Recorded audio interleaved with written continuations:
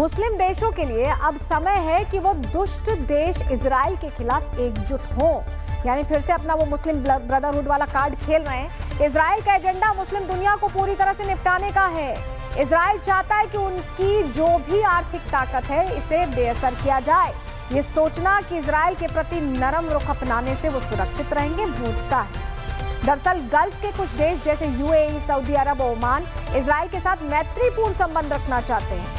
तो ख्वाजा आसिफ बड़ी बड़ी बातें करने वाले ख्वाजा आसिफ फिर से बड़ी बड़ी बातें कर रहे हैं। ख्वाजा आसिफ की बातों से तो यही लग रहा है कि उन्होंने पाकिस्तान के लिए बड़ी मुसीबत मोल ले ली है। लेकिन पाकिस्तान करे भी तो क्या करे, खाली खजाने में चिल्लर भरने के लिए उसके पास इससे अच्छा कोई मौका भी तो नहीं है।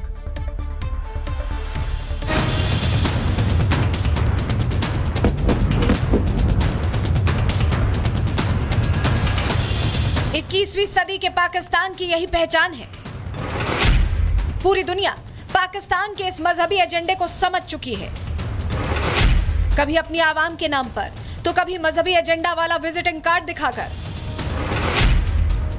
कटोरा शरीफ और मुल्ला मुनीर के मिनट टू मिनट कार्यक्रम में किसी न किसी मुल्क से चंदा मांगने का प्लान जरूर तय रहता है।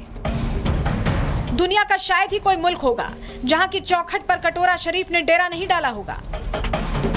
दुनिया का शायद ही कोई नेशन हेड होगा जिससे मुलाकात के नाम पर मुल्ला मुनीर ने मजहबी घुट्टी पिलाने की कोशिश नहीं की होगी। और इस घुट्टी के बदले मांगी जाती है कीमत अपना खजाना भरने की कीमत, जो हर रोज पाकिस्तान की बर्बादी का नया चैप्टर लिख रही है। पाकिस्तान ने अपना चंदा का धंधा चलाने के लिए मजहब और गुर्बत का एक खास कॉकटेल तैयार कर रखा है, जिसे पीकर मुल्ला मुनीर और कटोरा शरीफ का थिंक टैंक सुबह शाम भीख वाला ड्राफ्ट तैयार करता रहा है, ताकि इसी ड्राफ्ट की मदद से पाकिस्तान को कुछ कौड़ियों की ही सही भीख तो मिल जाए। मजहब की नींव पर खड़े पाकिस्तान की पूरी इकोनॉमी ही चंदा और डोनेशन वाले चेक और अकाउंट ट्रांसफर पर टिकी हुई है। एक तरफ पाकिस्तान का पूरा बैंकिंग सिस्टम रेंग रहा है, वहीं फंड जुटाकर कटोरा शरीफ और मुल्ला मुनीर अपना फॉरेन बैंक अकाउंट भरने में लगे हैं। वर्ल्ड ऑर्डर में हर उथल पुथल का इस्तेमाल पाकिस्तान इसी चंदा डिप्लोमेसी के जरिए करता है। हर बार अपनी फजीहत करवाता है, लेकिन बाज नहीं आता है। इजराइल ने 72 घंटों में 6 मुस्लिम देशों पर हमला किया, जिसमें 200 से ज्यादा लोगों की मौत हो गई, जिसमें सीरिया, लेबनान, कतर, यमन और ट्यूनीशिया शामिल है। नेतन्याहू ने साफ किया है कि वो अपने दुश्मनों को मार गिराने के लिए किसी भी हद तक जाएंगे। Remember September 11th. On that day, Islamist terrorists committed the worst savagery on American soil since the founding of the United States. We also have a September 11th. We remember October 7th. On that day, Islamist terrorists committed the worst savagery against the Jewish people since the Holocaust. अब पाकिस्तान इसी हमले को आधार बनाकर अपना उल्लू सीधा करने में लगा है। नेतन्याहू का बयान आते ही कटोरा शरीफ कतर जा पहुंचा। कटोरा शरीफ ने कतर में अपना चंदा वाला ग्राउंड सेट कर दिया, जिसे अब मुल्ला मुनीर मजहब वाली फिनिशिंग देकर पाकिस्तान के अकाउंट में चंद कौड़ियां इकट्ठा करेगा। Bureau report, Republic Bharat.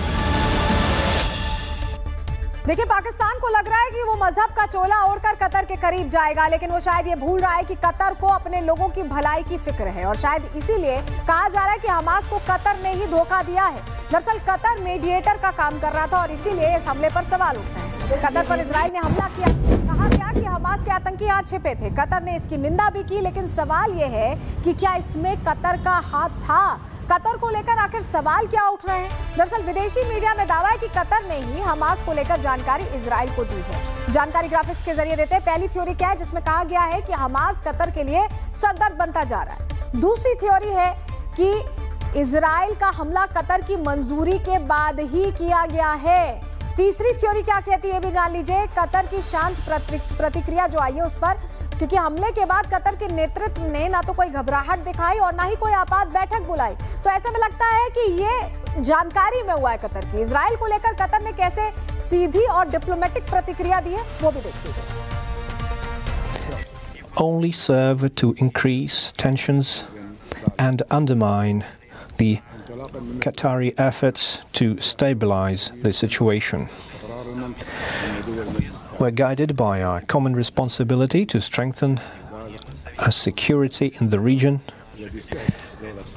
and so the Council reiterates its condemnation of the cowardly attack by Israel that took place on the 9th of September, and which was a serious attack against Qatar's sovereignty and a violation of the UN Charter. तो देख रहे हैं आप कितना कामली जवाब दिया जा रहा है। एक तरफ मजहब के नाम पर कटोरा शरीफ फंडिंग जुटाने की कोशिश में, तो वहीं दूसरी तरफ मुल्ला मुनीर ने एक बार फिर से बलूचिस्तान को गिरवी रख दिया है। पहले से ही बलूचियों में जबरदस्त आक्रोश है और अब मुनीर ने वहां के कस्टमर की एंट्री, एक और कस्टमर की एंट्री करा दी है। हुआ क्या है आपको डिटेल देते हैं। ये तस्वीर देखिए, मुनीर ने अब बलूचिस्तान को पूरी तरह गिरवी रख दिया है। जानकारी के अनुसार मुल्ला मुनीर बीते कई दिनों से अमेरिका की दौड़ लगा रहे थे और अब मुनीर वहां की कंपनी को बलूचिस्तान को गिरवी रख चुके हैं, ऐसा पता चला है। क्या कारनामा किया है मुनीर ने, वो भी जान लीजिए। दरअसल पहले से खस्ता हाल पाकिस्तान इस वक्त अपने विशाल खजाने को बेचने में लगा हुआ है। पाकिस्तान ने अमेरिका की एक मेटल कंपनी के साथ $500 मिलियन के निवेश समझौते पर हस्ताक्षर किए, जिसका मकसद है बलूचिस्तान समेत देश के महत्वपूर्ण खनिज क्षेत्र को बढ़ावा देना। चीन को लेकर पहले से बलूचिस्तान के लोग विरोध कर रहे हैं और अब अमेरिका के बलूचिस्तान में एंट्री को लेकर बलूचों में जबरदस्त आक्रोश देखा जा रहा है, बहुत नाराजगी है। अब अगर आपको पाकिस्तान में चंदे का ये पूरा धंधा समझना है तो बलूचों की तरफ से की जा रही इस कार्टून को जारी किया गया कार्टून देख लीजिए। ये तस्वीर भी हम आपको दिखाते हैं, ये देखिए, ये कार्टून हम आपको दिखा रहे हैं जहां पाकिस्तान सरकार आवाम की मदद के नाम पर दुनिया भर से पैसे लेती है। वो पैसा 80 मुनीर के खाते में ट्रांसफर होता है, ये देखिए, जिसे मुनीर बिना वक्त गवाए दहशतगर्दों को दे देते हैं। ये देखिए पूरी सीरीज देखिए, FATF पैसा दे रही है शहबाज शरीफ को, शहबाज शरीफ उसे पीछे से आसिम मुनीर को दे रहे हैं, आसिम मुनीर दहशतगर्दों को दे रहे हैं। ये पूरी सीरीज है, ये पूरी चेन है। मुंबई एयरपोर्ट पर आपको बताएं इस बीच एक बड़ी जानकारी मिल रही है, उसका रुख करते हैं। ये तस्वीर तो हमने आपको दिखाई कि कैसे पाकिस्तान अभी भी टेरर फंडिंग करता है, जो पैसा मिलता है उसको लेकर टेरर फंडिंग करता है और उसी का इस्तेमाल करता है। मुस्लिम देशों के लिए अब समय है कि वो दुष्ट देश इजराइल के खिलाफ एकजुट हो, यानी फिर से अपना वो मुस्लिम ब्रदरहुड वाला कार्ड खेल रहे हैं। इजराइल का एजेंडा मुस्लिम दुनिया को पूरी तरह से निपटाने का है। इजराइल चाहता है कि उनकी जो भी आर्थिक ताकत है इसे बेअसर किया जाए।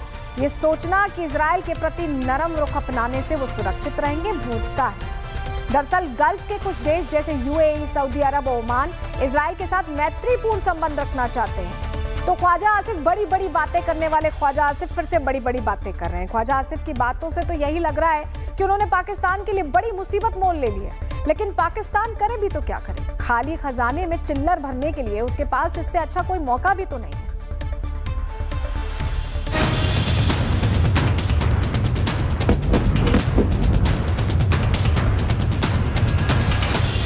21वीं सदी के पाकिस्तान की यही पहचान है।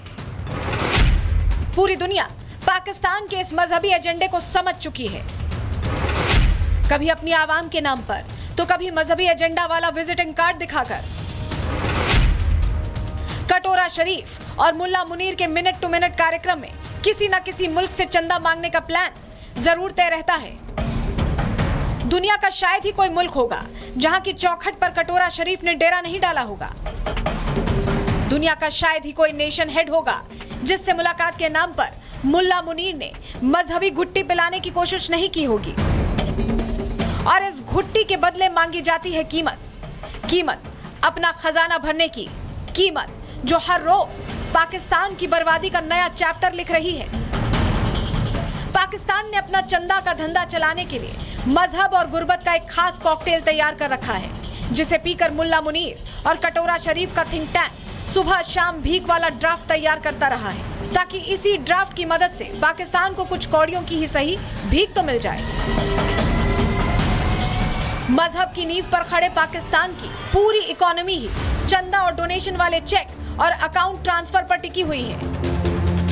एक तरफ पाकिस्तान का पूरा बैंकिंग सिस्टम रेंग रहा है, वहीं फंड जुटाकर कटोरा शरीफ और मुल्ला मुनीर अपना फॉरेन बैंक अकाउंट भरने में लगे हैं।